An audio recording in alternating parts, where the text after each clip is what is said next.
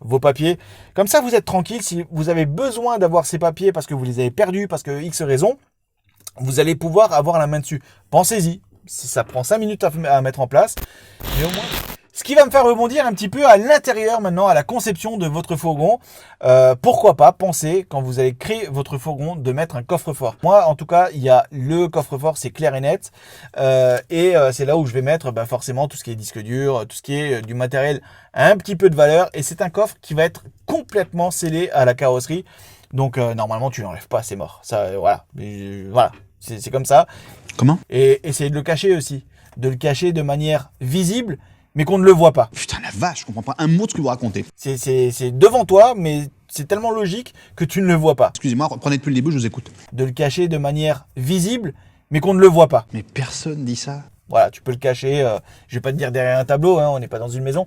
Mais il y a des solutions dans un aménagement. Moi, je vais pas rentrer dans les détails parce que sinon, je vais donner un petit peu des pistes. À vous d'être imaginatif. Mais un coffre-fort, ça peut être pratique. Après, vous allez aussi avoir les blocs volants. Ça, c'est quelque chose qui peut être pas mal. Je pense que ça peut être pratique. C'est des petits gadgets. C'est un petit plus. Il faut toujours se dire que si on veut vraiment vous cambrioler, si on veut vraiment rentrer dans votre fourgon d'une manière ou d'une autre, on va pouvoir le faire.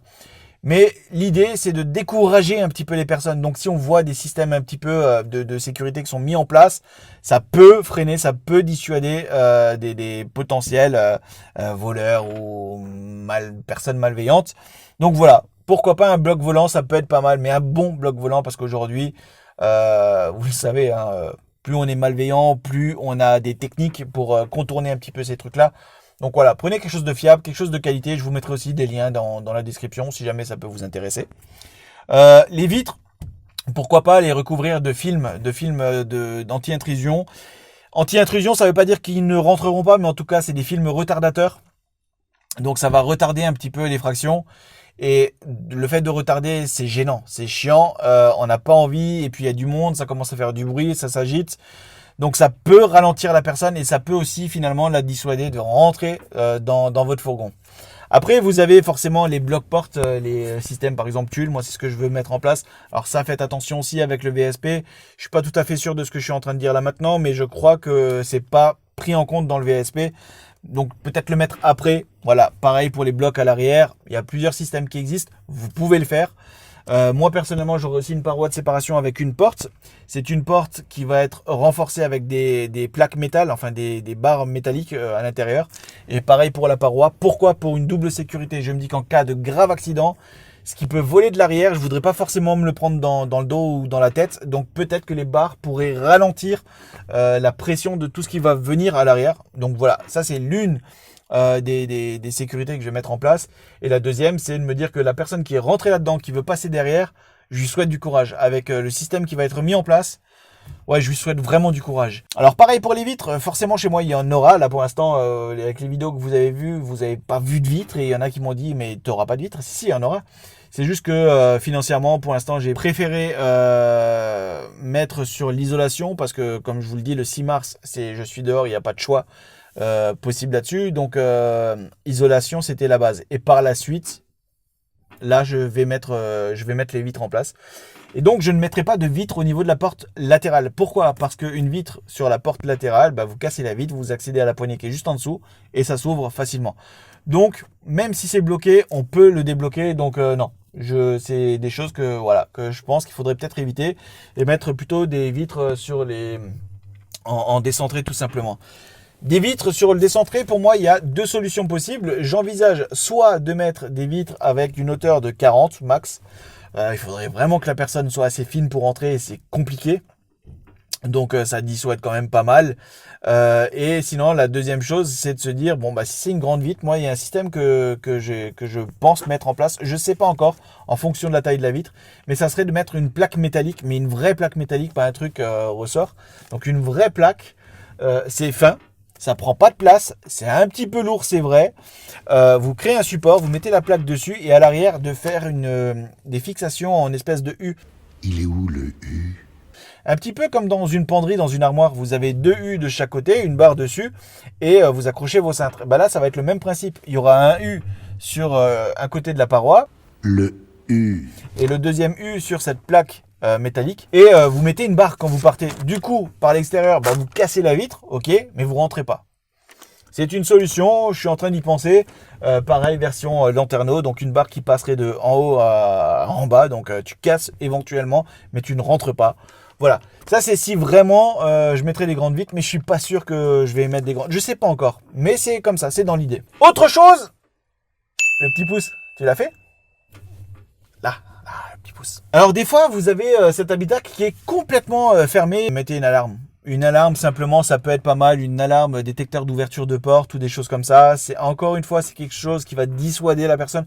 Si elle veut vraiment rentrer, alarme ou pas, elle rentre. Et pour les portes arrière, vous pouvez mettre aussi des espèces de barres qui seront maintenues sur des espèces de supports en U. Où ça le U? Et pareil, n'oubliez juste pas le principe de se dire que en cas d'évacuation, c'est en 1 seconde vous devez sortir. La barre, vous la prenez avec 2 doigts, vous l'enlevez. Il faut pas qu'il y ait une grosse manipulation, il faut pas que vous ayez plusieurs manipulations. Vous la prenez, vous l'enlevez, vous sortez. Là, ok. Mais de mettre une barre qui va être maintenue avec une vis, un boulon, des mousquetons, des choses comme ça. J'ai vu des choses comme ça. Vous vous mettez vous-même en insécurité. Pensez-y, c'est vraiment important de mettre une barre sur des supports U. Le U! Rajoute-moi le U! Le U! Entre les 2 portes pour empêcher l'ouverture, je suis d'accord. Mais de faire en sorte que cette barre soit vraiment fixée, je vois pas l'intérêt. C'est pas vous de dedans qui... Voilà, il faut que vous de dedans, vous puissiez l'enlever pour sortir. Et puis c'est aussi plus agréable de tous les matins se dire ok, j'ai juste à la prendre, je la mets de côté ou sur un support ou peu importe et j'ouvre mes portes. Voilà, c'est un petit truc comme ça. Et autre chose aussi, et ça je le vois peu, et pourtant, ça peut être vraiment très dangereux, c'est les rideaux. On a beaucoup de rideaux dans nos véhicules. Pourquoi ? Parce que c'est cool, c'est chaleureux, ça crée une petite ambiance, une petite déco, c'est sympa. C'est sympa aussi pour bloquer un petit peu le froid, des choses comme ça. Donc, sur ce principe-là, je suis complètement pour. Et j'en aurai aussi. Mais, essayez de privilégier des rideaux inifuges. C'est vraiment important. On est dans un endroit qui est assez confiné, qui est assez petit.